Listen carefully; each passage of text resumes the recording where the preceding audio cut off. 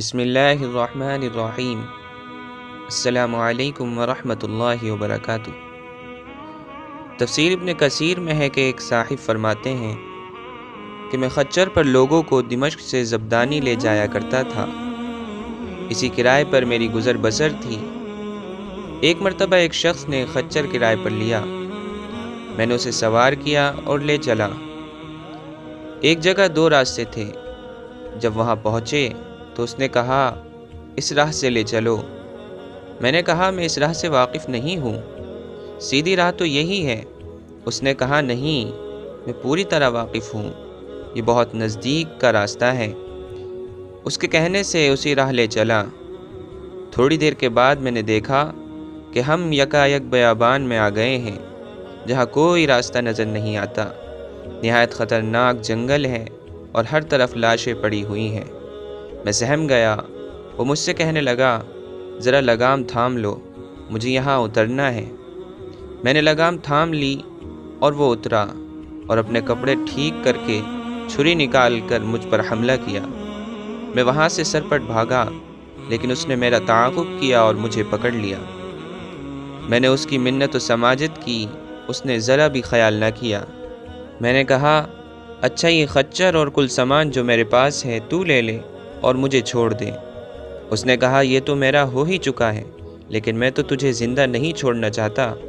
میں نے اسے اللہ کا خوف دلایا، آخرت کے عذابوں کا ذکر کیا، لیکن اس چیز نے اس پر کوئی اثر نہ کیا اور میرے قتل پر تلا رہا۔ اب میں مایوس ہو گیا اور مرنے کے لیے تیار ہو گیا اور اس سے بامنت و التجا کی کہ آپ مجھے 2 رکعت نماز ادا کر لینے دیجیے۔ اس نے کہا اچھا جلدی پڑھ لیں۔ میں نے نماز شروع کی، لیکن اللہ کی قسم میری زبان سے قرآن مجید کا ایک حرف بھی نہیں نکلتا تھا۔ یوں ہی ہاتھ باندھے دہشت زدہ کھڑا ہوا تھا اور وہ جلدی مچا رہا تھا۔ اسی وقت اتفاق سے یہ آیت میری زبان پر آ گئی، اَمَّن یُجِیبُ الْمُضْطَرَّ اِذَا دَعَاهُ وَیَکْشِفُ السُّوءَ۔ اللہ ہی ہے جو بے قرار کی بے قراری کے وقت دعا کو سنتا ہے اور قبول فرماتا ہے، اور بے بسی اور بے کسی سختی اور مصیبت کو دور کر دیتا ہے۔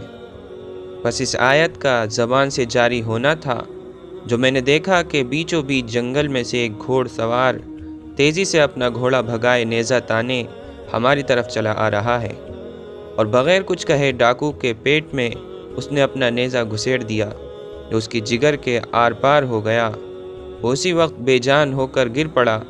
سوار نے باگ موڑی اور جانا چاہا، لیکن میں اس کے قدموں سے لپٹ گیا اور کہنے لگا اللہ کے لیے یہ تو بتلاؤ کہ تم کون ہو۔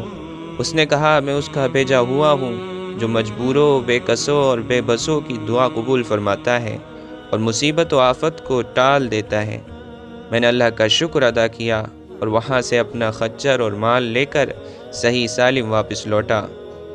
لہو دعوت الحق، اسی کو پکارنا حق ہے، اس کے سوا نہ کوئی پکار سن سکتا ہے اور نہ مصیبتوں اور پریشانیوں کو دور کر سکتا ہے۔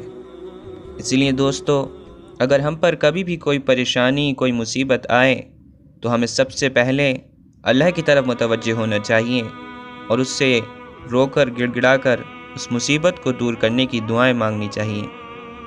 اللہ تعالیٰ سے دعا ہے کہ وہ ہم سب کو ہر مصیبت میں اس کی طرف متوجہ ہونے والا بنائے اور اسی سے لو لگانے والا بنائے۔ تو دوستو، امید ہے کہ آپ کو یہ ویڈیو پسند آئی ہوگی۔ اگر آپ کو یہ ویڈیو پسند آئی تو اس کو لائک اور شیئر کریں اور میرے چینل کو ضرور سبسکرائب کریں تاکہ اسی طریقے کی اور ویڈیوز آپ تک سب سے پہلے پہنچیں۔ السلام علیکم ورحمۃ اللہ وبرکاتہ۔